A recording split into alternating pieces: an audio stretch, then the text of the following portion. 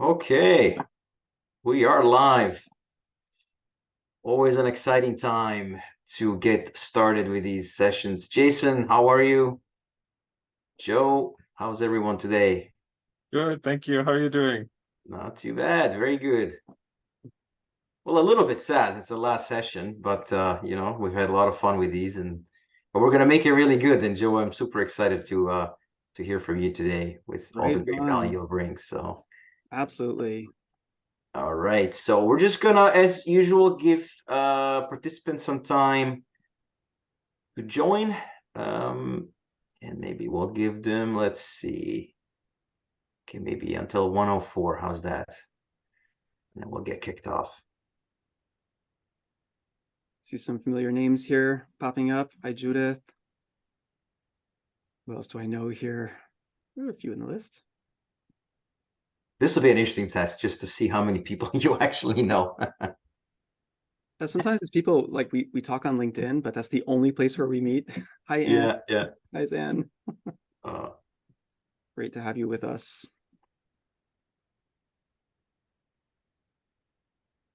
there you go.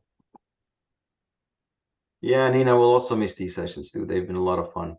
And I personally learned a lot as well. So really, really amazing learning for me. So, okay. Give this a second. And we are at 1:04. Okay. Well, let's get started, everybody. And welcome to session 4 of our AI certification course. And as we mentioned already, unfortunately, this will be our last session of the series. It is quite sad, but we do hope that you have enjoyed the series, that you've learned a lot about this exciting space of AI, and hopefully also collected a ton of takeaways that you're already starting to think about, or maybe in some cases even apply. Now, while we are at the end of the AI certification course, we do have one more session, today's sessions, that we're super excited about, but we'll get to what that will be in one moment. So as you know by now, I always like to reflect back on the sessions that we have covered so far. So in session 1, we dug into the history of machine translation. So where we've been, where the machine translations start, the history of it, the types of the machine translation, the benefits and the idea behind why adopting new technology is key to growth and success. And then session 2 was really the continuation of the journey we started, in which we basically talked about like what is the future of machine translation, right? So session 1 was all about where we've been and where we are today, but session 2 was all about where are we going. So more specifically, we talked about 2 technologies that are super exciting. First one being adaptive translation, and the second one is applications of LLMs or large language models to enhance NMTs. Then in session 3, we got a little more tactical. We actually showed you how to successfully implement AI-powered translations in your organization. So we walked through a real case study with Kate from Desjardins and showed you some key success factors and kind of things to watch out for during the implementation. And today, in session number 4, we will conclude with showcasing 3 pivots to help translators thrive when adopting these new AI tools. So very quickly, I just want to quickly summarize and recap what we kind of talked about in session number 3. So we talked about an effective, let's call it framework on how to roll out an NMT in organizations. We did this through a 7-step approach that was simple, but quite actionable and quite powerful. We also covered a number of key strategies, namely like when to add the power of translators to the AI output by kind of showing you some decision trees and criteria on when do you do that. Of course, no implementation is ever really implementation without challenges, so we covered some of those. And then finally, some takeaways with mostly, in my opinion, the important one really that Kate went through was the AI is a solution, but not the solution. So we kind of hope that this real life case study was able to provide a pretty good example of how this was done and the things to look out for when you decide to do this yourself in your organizations. Okay, and I hope that everyone by now knows who we are. But just in case, we are Electro Translations, and we do help the world's most prestigious organizations in legal, financial, and securities industries break down language barriers by providing both professional translation services on one end, as well as an innovative machine translation platform that's specifically trained in those domains, legal, financial, and government. And it has been an absolute pleasure to be with everyone over these last 4 weeks. And with that, it is a pleasure to introduce your instructor for today. Today's session is another very special one because with us today, we have Joe Lepine, who's a professional translator and co-founder of Land Translation Academy. I think a lot of you know Joe, which is great. So, Joe, it's an honor to have you with us today. And perhaps for those who don't know who you are, perhaps a quick introduction of who you are and what you do. Yes, well, thank you very much, Mickey, and welcome to everyone. I have quite a group. I see over 70 people, which is wonderful. It's wonderful that you're all here investing time in your careers because that's really the name of the game, I think, for the years to come. And just to give you a tiny bit of background in a nutshell, I'm here essentially because, let's see, whoops, that was not the slide I wanted. This is the one I wanted. Because I'm a translator, first and foremost. Even though I train, it's out of passion, and I make the bulk of my income as an academic translator and a commercial translator. I do what I love. I'm very fortunate in that respect. I love my career. I love the kinds of work that I do. And I started using NMT a number of years ago when NMT came out, actually. So I didn't use the previous technologies; they were quite laughable. With the statistical and rule-based translation, it wasn't very good. Usually, earlier in the 2010s. But as it became usable, I'm kind of a curious guy by nature, so I thought, wouldn't it be interesting to try these tools and just see what all this buzz is about?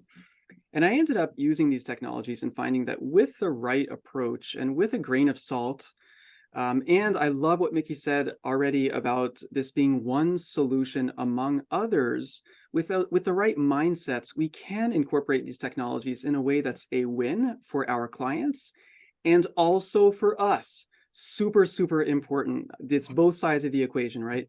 And so this is kind of what has led me to talk about this today and to do presentations and keynotes on this, because I really believe in the importance of translation. I believe in the value of what we do. And if we want to continue to practice this profession, we need to get our learning on and figure out how to present these new technologies to clients, how to incorporate them in a way that is respectful of ourselves and our profession and helps us all to thrive. And I absolutely have, I'm happy to say I've achieved that in my own business. I make a very good income as a translator, and I use these technologies on a daily basis. So I'm going to sort of be sharing with you the best things that I have learned over the years and sort of some pivots that I've had to make and that might be helpful to you as well. So, and just to mention this as well, I'm very happy to be working with Alexa. Before the call, we were just talking about how, we have a great synergy because we have really the same vision of translation as something important, as something that is human-centered, and as something that has a bright future, as long as we know how to explain what we do and use technology in a meaningful way. So today we're going to be shifting to pivots. So how to look at these technologies. And we'll start with a little bit of background, sort of a you are here. This is going to be a little bit more theoretical. I'll give you a few numbers that might be surprising to you.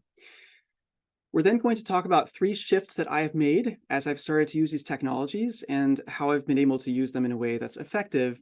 And when I train translators and I go to agencies and train them on these technologies, sometimes I hear their comments, both negative and positive. And I'm going to share with you some of the comments that they've made that have been very enlightening to me and helped me to frame what I do and to be able to talk about it more intelligently. So the 3 pivots we'll be talking about are going from a one-size-fits-all approach to tailoring. We'll talk about agency and the importance of being empowered, not being the servant of the technology, but being the master of the technology. Very important to me. And we'll wrap up with going from a sort of win-lose scenario where someone has to lose to a win-win scenario so that we can work with our clients as genuine partners and provide them with better solutions and make sure that we are also getting a good deal out of it. Super important to me. And please stick around because at the end of the workshop, I'll be giving out a checklist of 7 ways to future-proof your translation career in the era of AI. So I'll be giving that out at the very end today. One note I want to say before we jump into our content, please ask questions. I'm not that kind of person that likes to lecture, which is ironic because I was a lecturer for many years, but I really prefer having an open conversation. So please write in the chat, make it your home. Don't feel like you have to have a perfect answer or, double and triple check your spelling before you hit enter. It's just a chat. It's just to get ideas going. And I encourage you to ask questions as we go, and we'll answer as many as we can. As long as we're within the time frame that we have today. All right, let's jump in. So we know that in this post-pandemic world, digital technology has exploded, right? And that's really been that was already happening before the pandemic, but it's really gotten much stronger. It's intensified significantly, and many of the changes that we're seeing today in various industries, in organizations, everything from major organizations to freelancers, we're all seeing changes with digital technology becoming so pervasive. um, it's just become a part of so many it's become integral to many different parts of our lives where it wasn't really present before, or only moderately so. So, and these changes are not going away, right? Like training is a good example. We're all here today on the Zoom platform, and it's great. We can get 75 different people and get all different points of view and shoot ideas, and that's really a good thing, right? So there are good things about this huge digital shift that we're seeing in society. There are also things perhaps that are more questionable, but certainly it is bringing many shifts that are good for us as well. So we sometimes wonder, is there more translation work or is there less translation work today? We hear all kinds of things on social media about where translation is going, how translators are doing, how companies are doing. So let's look at some actual numbers. This is a projection of global language service of the global language services industry going all the way up to 2022. And the targets so far have all been exceeded. So we thought that our industry was going to continue growing, and it certainly has. But if you look at the projections, we've exceeded the projections in the last few years. So translation has continued to be a huge market and has really gotten bigger as the pandemic has brought things online, right? So there is no lack of work out there. That is for absolute sure. We also see this reflected in some other data. So for example, this is from McKinsey and Company, and they look at digitization and how it's changing the offerings that companies have, what they're offering. And one of the interesting takeaways from the pandemic is that, yes, of course, shifts occurred and things went digital, but also it took a lot less time than people thought. So where people thought that it would take years and years and years, like 7 years to go digital, suddenly they had to go digital, right? And so as they say, necessity is the mother of invention. And I don't know about you, but I have many clients today that are suddenly they have all kinds of digital stuff and content and privacy policies and all kinds of documents that they wouldn't have sent me, a few years ago, but everything has gone online. So they've just had to adapt. And this has created a very different sort of dynamic that we're seeing in, I would say, practically all sectors of the economy. So the shift has been much faster than we thought. And the greatest leap in digitization is the share of offerings that are digital in nature. So your clients may be offering digital stuff that they didn't offer before. I've got a mental health client, for example. They hired me and my colleague Anne Marie to translate mental health documents because they suddenly were expanding their training platform to different countries, including multiple Anglophone countries, thanks to Zoom. So before they couldn't necessarily go to all these countries and train in person, but with Zoom, they could train trainers in other countries and then have them do their training on Zoom. So it's not just that there's more stuff, it's that there are more digital offerings that are being developed, and everything around those offerings creates work for translators.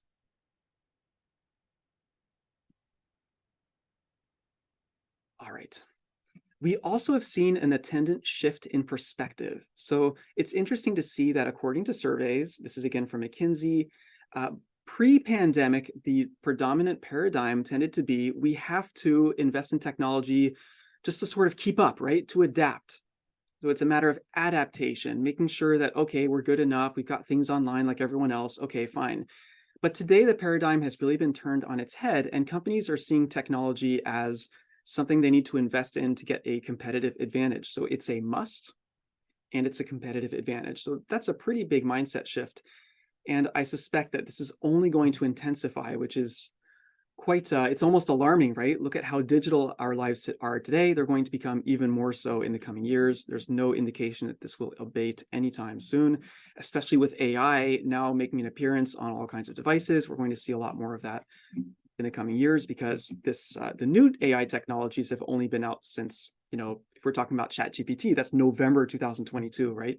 So it's not even baby steps. This is like fetus steps, you know, we're in the very, very beginning, and we're going to see a lot more technology rollouts in the near future.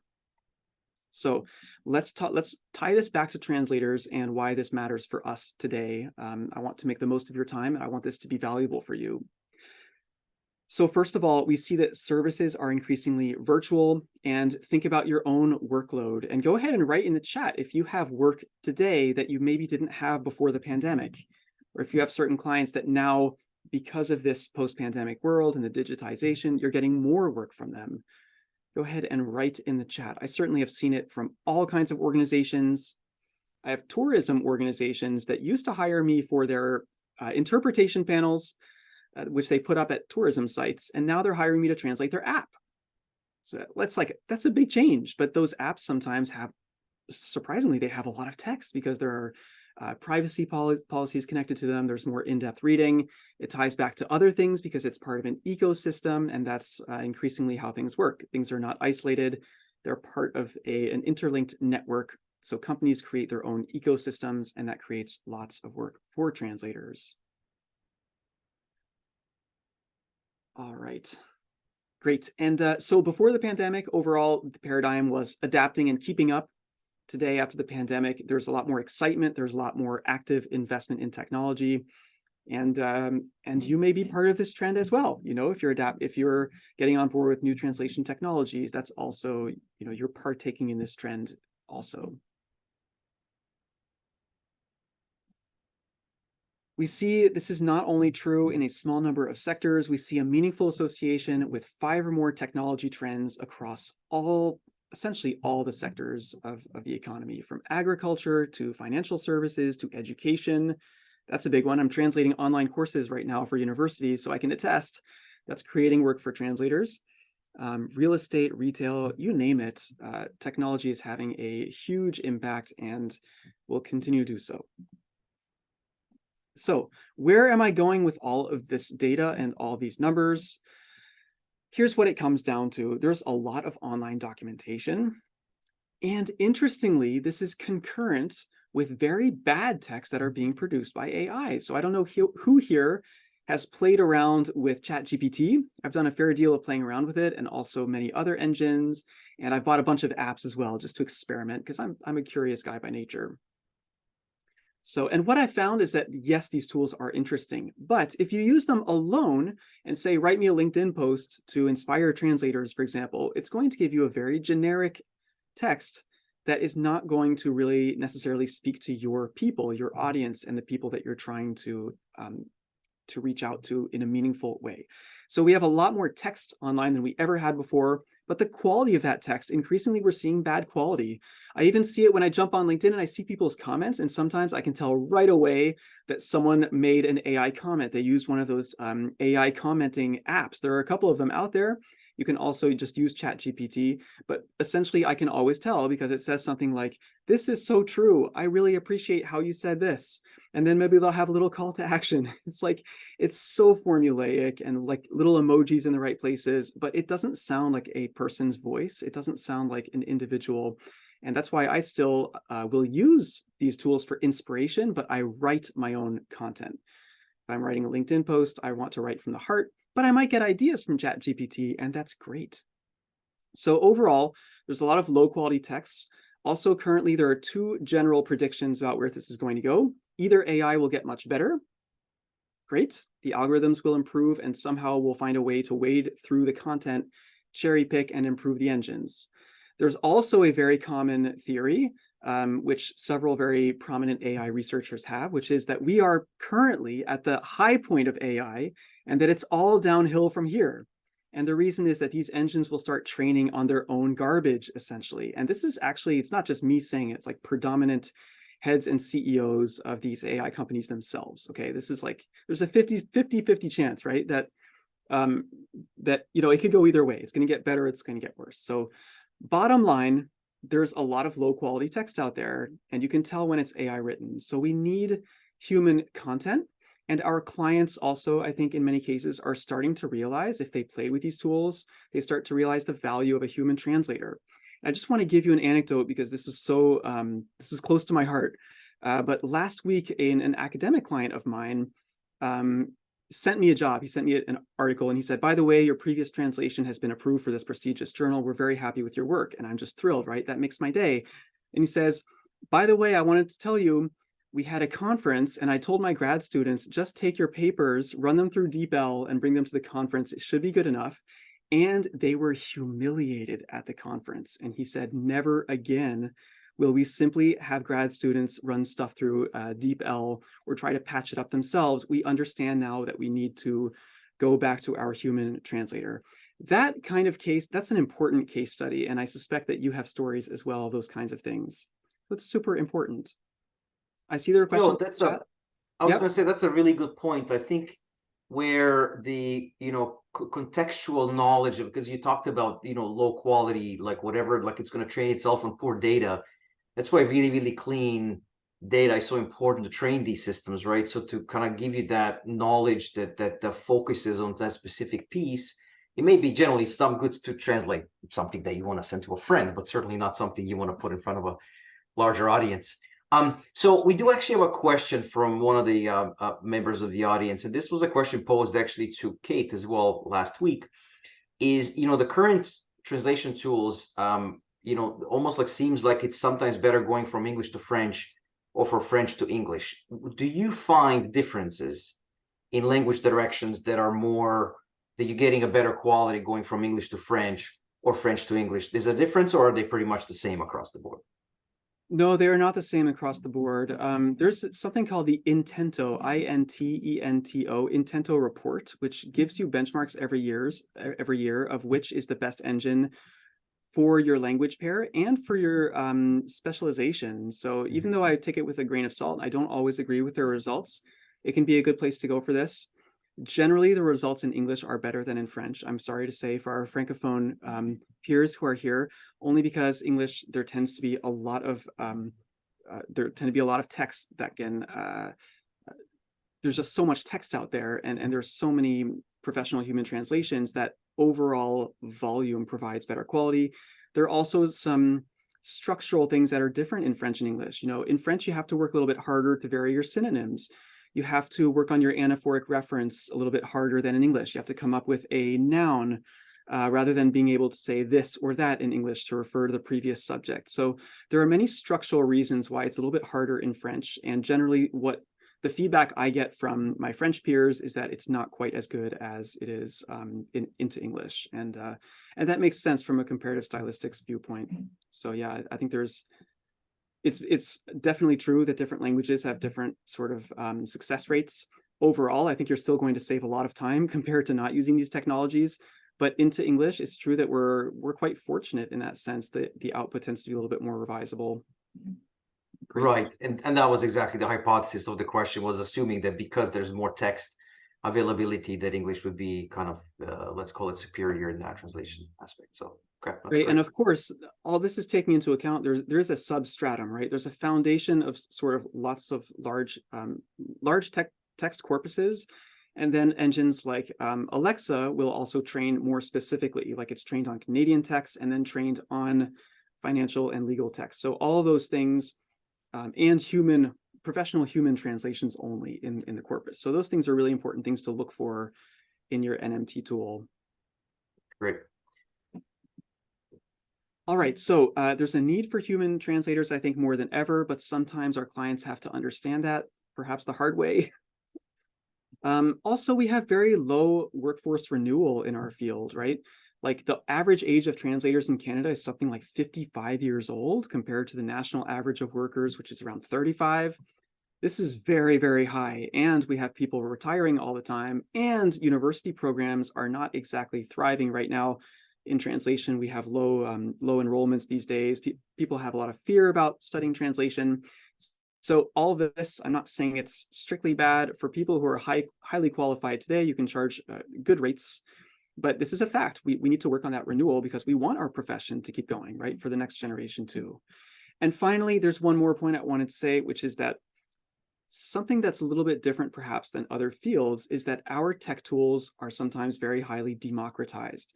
So a doctor, or if I go to the dentist and they're using a new tool, they're going to charge me more for it, right? That's happened to me before. And they explain why. We're adding more value. You get your procedure done a little bit faster with our cutting edge tool. Great.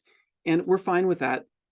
I think that one of the challenges we have in the language industry is that a lot of these tools are free and public use, you know? So if someone's using the free version of DeepL or Google Translate, any client can take your text and run it through there and get a rough draft. And they may think that all that it needs is a little bit of touching up. So because it's more accessible than a dentist's machine, for example, people think sometimes that they can just have a translator do a quick cleanup, and then we have a little bit of education work to do because that's not quite how this works. Hey, Joe, so we have another question, kind of go back to the first bullet point you have there on low quality. Questions from Denisa. She's asking, you know, because of this low quality and repetition, who will produce the content in the future?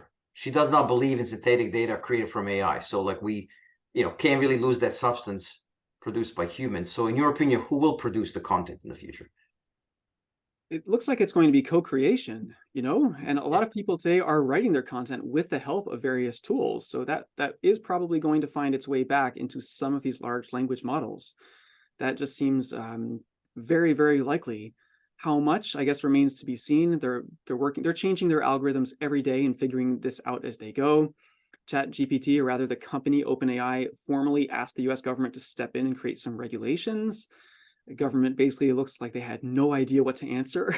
And so we don't really know. It's a big question mark. And I can't tell you exactly what will be in the corpuses of tomorrow because all these technologies, the biggest one is ChatGPT. There are others, but they are the leader and their stuff is proprietary and they don't answer specific questions about exactly what they're doing. I sometimes will do a prompt. In fact, I asked ChatGPT for my biography a few months ago, and it gave me a beautiful, great biography. I thought, wow, this is fantastic. And it said, you know, Joe Lapine, he's a translator in Canada. He does a bunch of training. He talks about this and that. He's got a dog and 2 kids and blah, blah, blah. And I got to the end and I went, that's great, except I only have 1 kid. So either it made a mistake or it knows about a kid that I don't know about, which is something for me to worry about. But the next time I did the same prompt, it gave me a different biography. And so these engines are not trained for accuracy. They're trained to be human-like, to mimic human answers. And that's a very important distinction. Yep. All right. So I'm not sure I answered your question in full, but hopefully I've given you some things to think about there.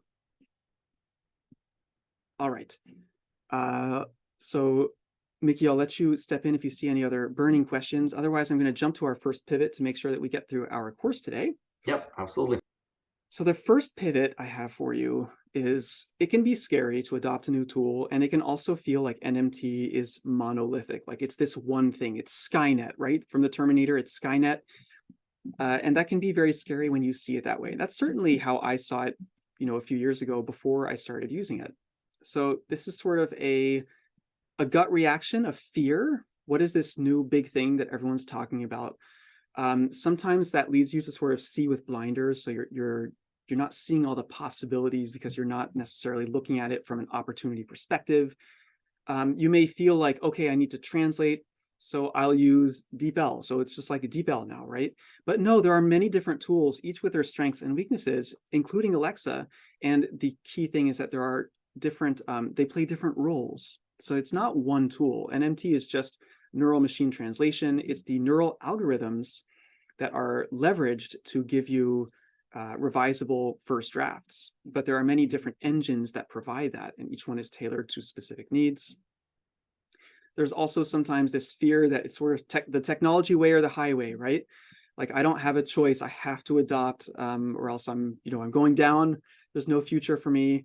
And there may be some truth to that in the sense that you have to keep up, but I'm going to encourage you to maybe see things from a slightly different perspective.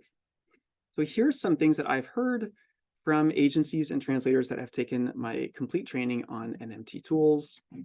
So one of them is, it's incredible to see the evolution. So these new technologies can give you a revisable rough draft. NMT isn't one tool. There are many different ones, and you can sort of pick and choose which one you want, or none at all. It's not a sudden requirement for everybody. And I also love to hear translation is still translation. And in fact, I don't know if you knew this, but we have an ISO standard on post editing, and it explicitly sets out that the only people who have any business doing post editing are professional translators, not monolingual editors, not your assistant or secretary, not your uncle. No, post editing, if it is done, it should be done by professional translators, because you need the cross cultural expertise and you need the language transfer skills. Without those two pieces, someone else could do the job, but those are very fundamental to our work. So we are still translators, and we still do translation, even if we use machines at some stages in our draft. I also love to hear, I'm prouder than ever to be a translator. Yes, we should be proud. This is a wonderful profession, and we're doing something very important for society that helps bridge cultures. That has not changed at all. And finally, I love to hear my client is happy, and so am I. I love finding win-win solutions where my client can get their translation a little faster, and I'm making a little bit more money. That's not necessarily a bad thing, right? We all have bills to pay. And I think this is true at the individual level and also for agencies and companies. We have to have a profit to be able to keep working and keep doing what we love to do. So it has to be a win for everyone. And that's really a key value of mine. So Joe, in this evolution, what would your advice be to like a young professional entering the field now in this midst of this big leap in AI? Like, are there any pitfalls sort of to keep an eye out on? Yeah, it's a great question. What I can tell you, I was at the ATA conference in Miami just a few days ago, and Corinne McKay was doing a talk on where translation is going and what we're seeing in the market. And her assessment is similar to what I've seen as well, so it sort of lines up. And essentially, it is that the mid-market is getting smaller. So the general market for translations that are not high visibility or high stakes, sometimes those can be increasingly handled by machines, at least to a larger extent. But the good news is there's a lot of work in the premium sectors. So my number one piece of advice, I have a checklist for you that answers this question exactly. But my number one bit of advice is do develop one specialization at least. I do not recommend for someone going into the market in 2023 that you be a generalist only without any expertise in any subject area. I think that would be a tough, an uphill battle, we'll put it that way, in the years to come. It's great. And I just see that Gary Kalazzi, our CEO, just popped up on the screen. Gary, always a pleasure to have you here, especially on the last session number 4. So super great to have you. And of course, as all of you know, Gary loves lots of questions and getting involved in the conversation. So fire off a lot of them at him. So Gary, welcome to session 4. Thank you, Mickey, and good to see you, Joe. I couldn't miss the opportunity to bring it all together on our last session, Mickey, after doing the first 2, but certainly don't want to get in Joe's way. I'll play backup. Sounds good. Sounds good. And Joe, sorry, just while we're on that sort of evolution and Yes. the pitfalls, one of the things that one of the members of the audience asked, they were sort of surprised about the lower workforce renewal, younger people entering the translation industry. So why are they reluctant? Like, why are they sort of blocking themselves from it?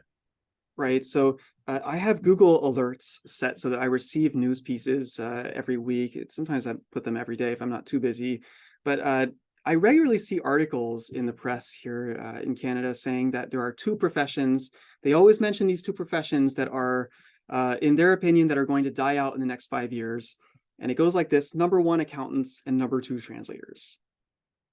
And when I read these articles a little bit more, they always say the reason these 2 professions, they do cite a few others, but these are the top 2 typically. And they'll say the reason is all these people do is repetitive, sort of robotic transcription-like tasks, and machines can do that.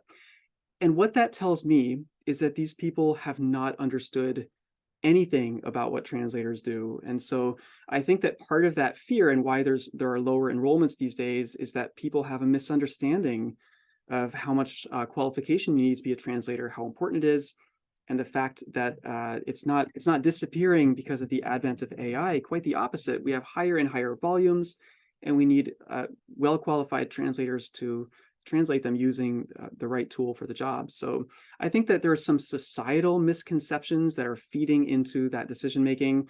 I could be wrong, but that is sort of my gut feeling on the issue. For sure. And maybe it could be the sort of the lack of maybe understanding of the value that the two can create. Totally. Really kind of the technology can enhance the value that the translator can actually provide. So it could be that we're at that point of maybe not fully understanding, and that's why the ultimate fear is like, oh well, this is not going to be a viable solution. So yeah, makes a lot of sense, and it's great that you've very well informed on Google Alerts. That's great. Well, Oh, yeah, definitely. And we're not the only ones, right? If you look at language departments in general, enrollments are down.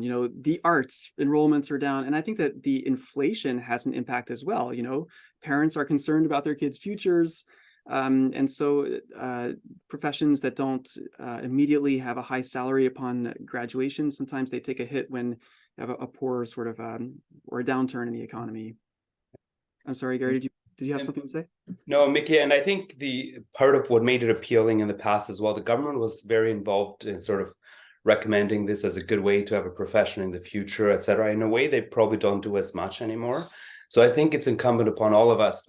I know there's heads of translation departments even in the audience today. We really put a lot of effort out there to encourage people to go into the industry, because machines have no hope without professionals continuing to contribute to it. Machines will plateau without the translators continuously contributing to it. So it's an ecosystem that requires both groups to grow for it to keep getting better. And that's a very important piece. And in fact, for anyone that worries, are the machines out there to get us? It's actually the opposite. I think it's that symbiotic relationship that is so critical to the future. So we have to keep encouraging people to get into the industry, and for us to continue mentoring them to grow within the industry. Right on, right on.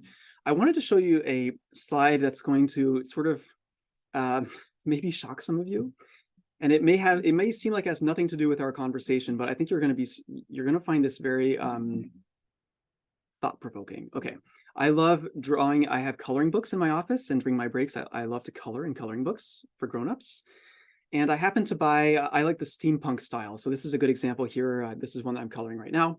And I love this steampunk coloring book that I bought on Etsy. And I thought I have a whole bunch, but this is my favorite one. I love the different eras that are interwoven, the shapes and how they work together, the mix of past and present and future and all these different influences. And I wrote to the lady, the artist who put the book out, and I said, I love your book. I have a whole bunch, but I find this one speaks to my soul. It's just really, really, it's what I love to color. And it's so nice during my work breaks. I just wanted to let you know how much I love your work. Now, here's where it gets interesting. She answered, thank you so much for your message. And I'm very proud that I created this book using my own prompts. So she used one of these image generators, but she's the one who came up with a series of prompts. So she knew what she wanted, and she used the AI to develop the artwork that she wanted. Now, let's take a step back and think about this, because pretty big paradigm shift, right? And we're seeing this in many sectors of the economy. So this lady was not put off by the technology. Quite the opposite. She felt in control because she had the artistic vision. She was able to produce faster and therefore create more coloring pages and therefore make more income. So she was not ashamed at all of using the technology. She was quite proud of it, and it's helping her in her career and directly growing her bottom line. So I'm happy, she's happy. Who knows if the machine is happy? Hopefully they're not conscious yet. But this is an interesting example because we are seeing a paradigm shift, and it's not, we sometimes automatically feel like change is negative, but that's not true. There are interesting ways that you can use technologies that can be a win for everybody. I thought this was a really neat, very down-to-earth example of that.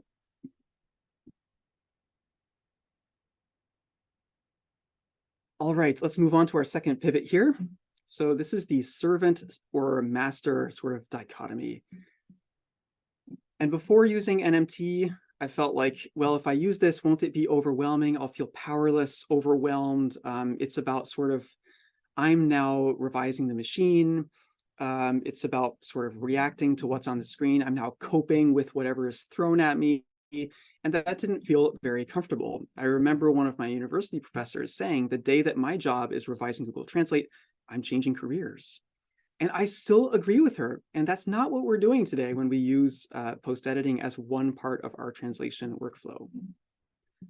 So what I love to see after people take some of my workshops is I'm spending more time on interesting challenges We know, for example, that roughly 1 in 5 segments will not require any changes across the board when you're doing NMT post editing. That frees up time, right, for the creative work, which is good. I like hearing I'm in control of how I work. Yes, you can choose to use these tools or not. You can also deactivate auto insert in your memory so that you have your suggestion from your NMT engine, but it's not inserted directly into your segment if you want to have to keep control over the output. That is totally, totally legit. Post editing is often a mental relief and even a physical relief, right? I spent many, many years typing and typing and typing all day long. You can get carpal tunnel syndrome pretty fast, especially if you're not on a very good keyboard. So it's a physical relief and it's a mental relief when it jogs your memory for those everyday little expressions that you know, but you no longer have to write them out one word at a time, right? And finally, NMT can also get you thinking in different directions, which is kind of a benefit. So if we look at Alexa AI, for example, they're using only human professional translations in their corpuses. So when you look at what comes out, you'll have things to edit, but you may also say, isn't that interesting? I wouldn't have thought to say it this way, but that actually works. So contrary to what you might think, you may find your vocabulary enriched because you're seeing what other translators have done in similar contexts. This sort of works both ways. I wanted to show you real quick because we do want to mention at least these new technologies that are taking the world by storm. This is a translation job I did a little while ago. So this was a marketing agency. I love working with these people. And by the way, if anyone here does not work for marketing agencies, they're such great translation clients and they pay well. I highly recommend you to check out who are your local creative firms and see if you can work with them because they have such great work. So this is an example. This was a hotel chain that they were producing all the documentation for, their website and all this stuff. And they said, oh, Joe, we need to find an English equivalent for their main slogan and for all these marketing messages.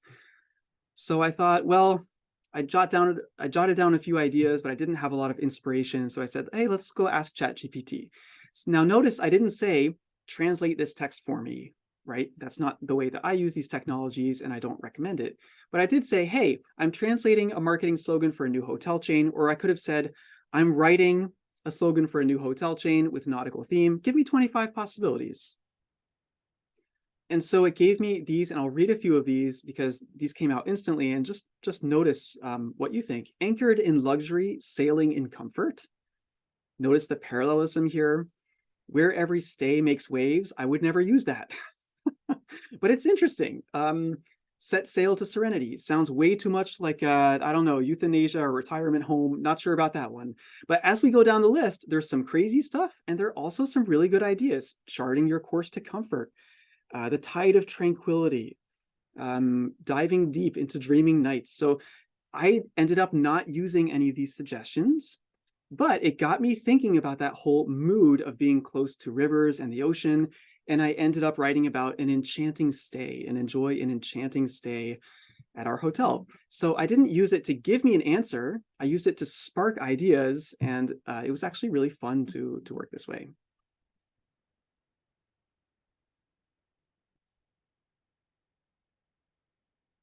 All right. And how about I'll go through our third pivot and then I'll answer questions. Does that sound okay? That sounds great, Phil. Awesome. All right, the third pivot is sometimes it feels like win-lose, right? And we do see this sometimes when a client writes and says, hey, can you just clean up this DeepL translation?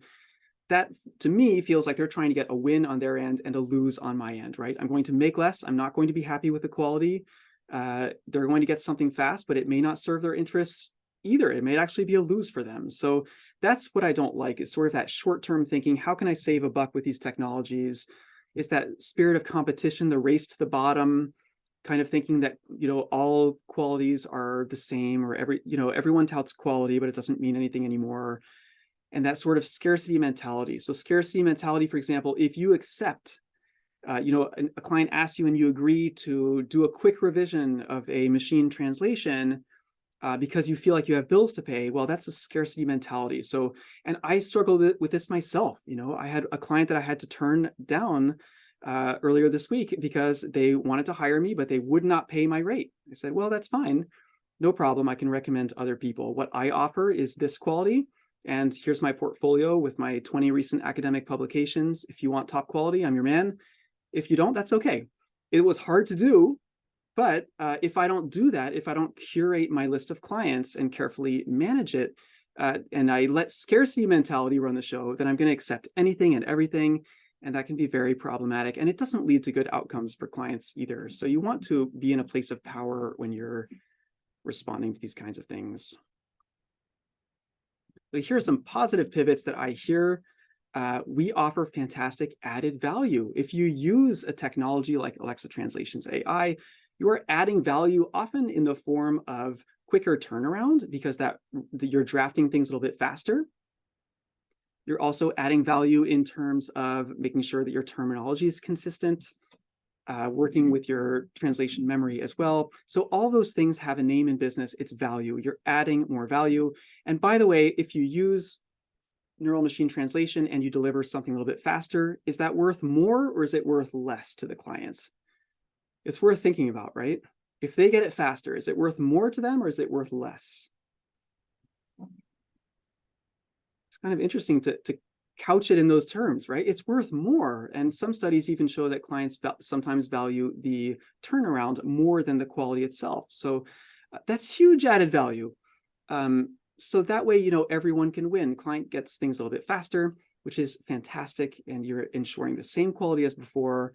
I also like to hear, finally, I feel like a trusted advisor. So, and a great tip I'll give you all is I'm now meeting all my clients on Zoom. I use Calendly, the scheduling app, and I meet with my clients and build relationships with them. So I'm an advisor with them. I'm not just a Hotmail address sending them a text, right? I remember Francois Gauthier a few years ago saying that clients often think that translators are smart photocopy machines. We're not, but you need to meet with your clients to build that human relationship so they can see, that you're pointing out errors in the source text, that you're advising them on their projects and all that kind of stuff. Other things I love to hear, I'm in a position of power now, and so is my client. That's great. That's what we want. I'm able to discuss how I use technology. So if a client asks me, I'm not ashamed to be using the tool. They are getting added value. And finally, I love to hear, of course, my business is thriving. That's what we all want.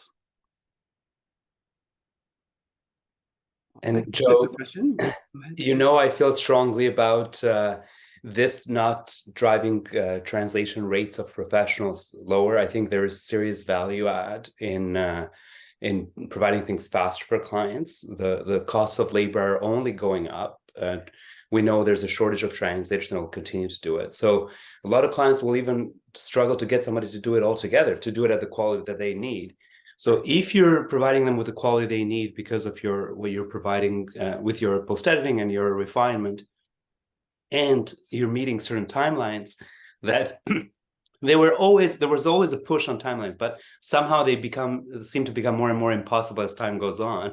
So as that happens, that's your value add to the clients. I don't think it's about reducing rates. And I think what you could say, because if anyone ever questions it, I can just put it through a machine. It's like, then put it through Google if that's what you want. You're not getting this because I'm actually spending a lot of time curating my AI instance, training it for my purpose so I can produce it better. There's a cost to that, my time, my access to this technology, and everything else that goes into it. This is one of my tools. Just like how you don't go to a carpenter and say, hey, here's a 3D that I generated with AI. I just need you to just cut it up like this, because there's a lot more to it than just here's a schematic, right? So this is why it's important that AI is simply a tool that you keep refining, but that there's a cost to that and the client needs to understand it. Right on. I could not agree more. You put it so eloquently. I have nothing to add. I had one final slide here on pricing. So I attended a talk in Belgium recently called "Let's Talk About Price, Baby" by Lloyd Bingham, and I just stole the name wholesale because I loved it so much. So just a few things while we're on the topic of price, then I'll move on. But first of all, let's value ourselves, because if we value ourselves, then our clients will tend to take their cues from us, since they often don't know the translation world very, very well. So we have to stand up for ourselves and value our own work. One example of that is that I refuse to be called a post editor. I'm a Canadian citizen. I'm a pretty nice guy, I think, in my everyday life. But if someone calls me a post editor, they might just get slapped. I will not take the title of post editor. I will not, because if you go to a doctor and they're using a new MRI machine that gives a first diagnosis, you're not going to call a radiologist a post MRI technician, checker, fixer upper dude, right? No, they're a radiologist, and they would be very insulted.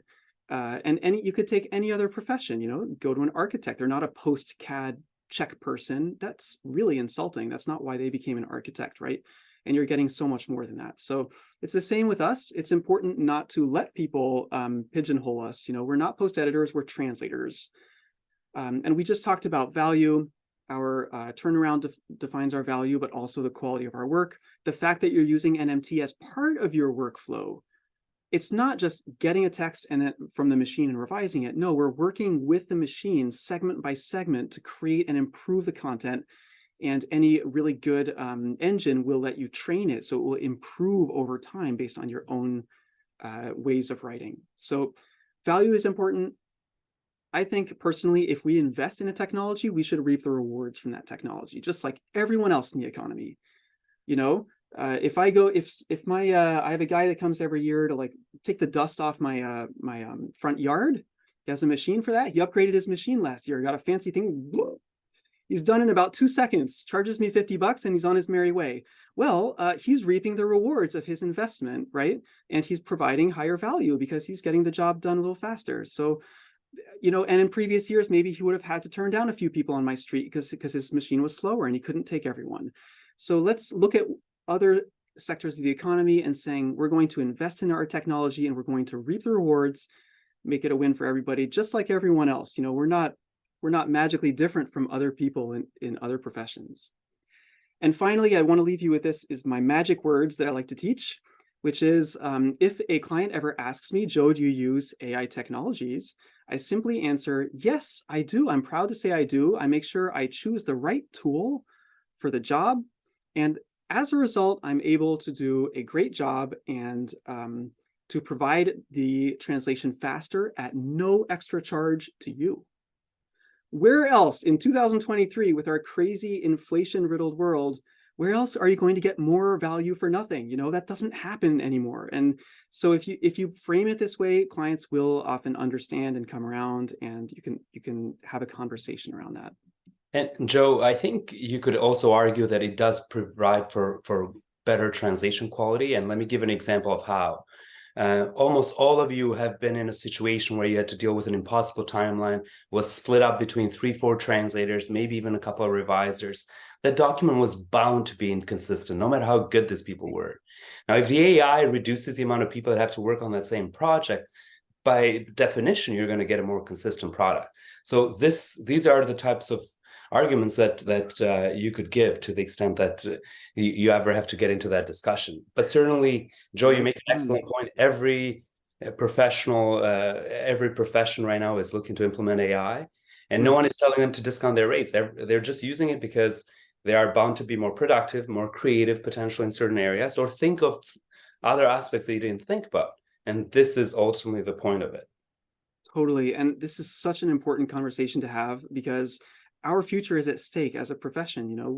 There will be no future if we degrade our own services or if we accept things that we shouldn't be accepting. So I'm really glad that we have this venue to talk about this today. Something that is very, very personally important to me because I love what I do and I don't want to have to change careers. I love what I do. I'm very successful at it. I want to continue being successful. And for everyone listening on the call, it's the same for you. I wish you nothing but success. And we can absolutely achieve that success if we stand strong and we look to the future with confidence. So speaking of looking to the future, I would leave you with some final thoughts. Let's think about three things we can start doing today. Let's adopt the mindset of doctors in the sense that we should know our work tools just as well as a doctor knows their scalpel and their blood pressure machine, whatever it's called. We should master our tools as much as other professionals do so that we can talk about them and guide our clients on the right tool for the job. We should also be Zen monks in a way, because when we look to the future, change will happen. Change is inevitable, but we can choose how we respond. We can have a positive attitude toward it, and we can always adapt and add value. And so many translators are doing that successfully today. And finally, third shift, let's be business people when it comes to our value. We often think, and myself included, we became translators because we love words, we love cultures, and that's great. That shouldn't change. But if you run a business, you're running a business, and we definitely need to learn some business skills so that we can uphold professional conditions, and so our clients can understand all the value that we are giving them. That's a huge one. And one of the ways I do this is in my invoices. I will bill per project. I'll charge the project, but then I'll spell out everything the client is getting. You can write about Gary was talking about consistent terminology. You could create a glossary that you're sharing with your client. You can mention the research stage, mention the revision stage. If you went to call an outside expert or a lawyer to look over the document, I've often done that. And so once the client understands all the value, they're much more willing to understand your rates and to treat you like a fellow professional, because they often master these things themselves, and you're going to sort of speak their language, if you will.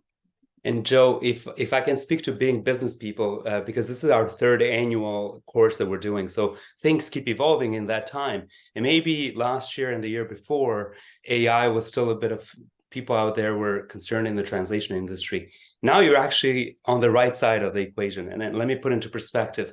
Organizations are taking pride, and you see them on LinkedIn saying, we've introduced AI and we've successfully implemented in this circle and in this circle. For those of you that are in in-house departments, that's your win to the organization, that you can say, us, company X, have managed to introduce AI even in our translation group.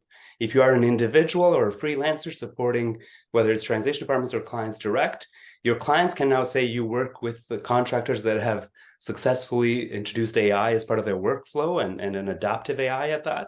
So those are big wins. And I think what generative AI did, it changed the paradigm and the way we look at things to become a success story instead of this faux pas that before we were a bit concerned about. Totally. Absolutely. So thank you all for being here today. I will stick around to answer questions. Before I do that, I just want to mention, if I can ever figure out the chat, because I don't see where to write my messages. Let's see here. I scroll down. And I've been looking at them as we go, Joe, and trying to address them as we went, just to make it easier, because I was concerned around timing. So Sure. Okay, I don't see. Usually there's a place where I can write. I don't see. Yeah. There's a chat right at the bottom of the Zoom screen, Joe. I see question and answer. Oh, it's okay. I was in the Q&A. I was not in the chat. Okay. Yeah. There you go.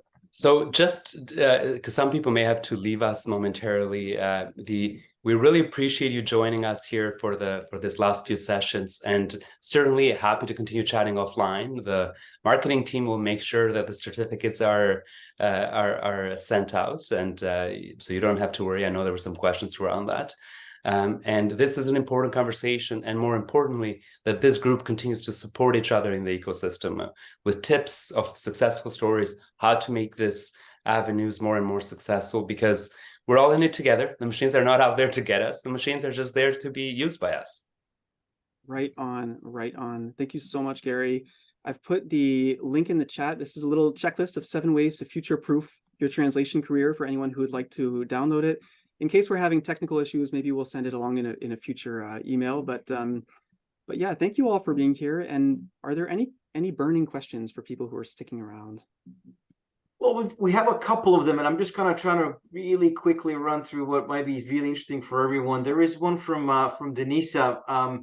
It said, so as a language expert, do you think that with the evolution of LLMs, we can go to an Esperanto language? I think that's really interesting. So what are your thoughts on that? I really have no idea. Very interesting question for sure.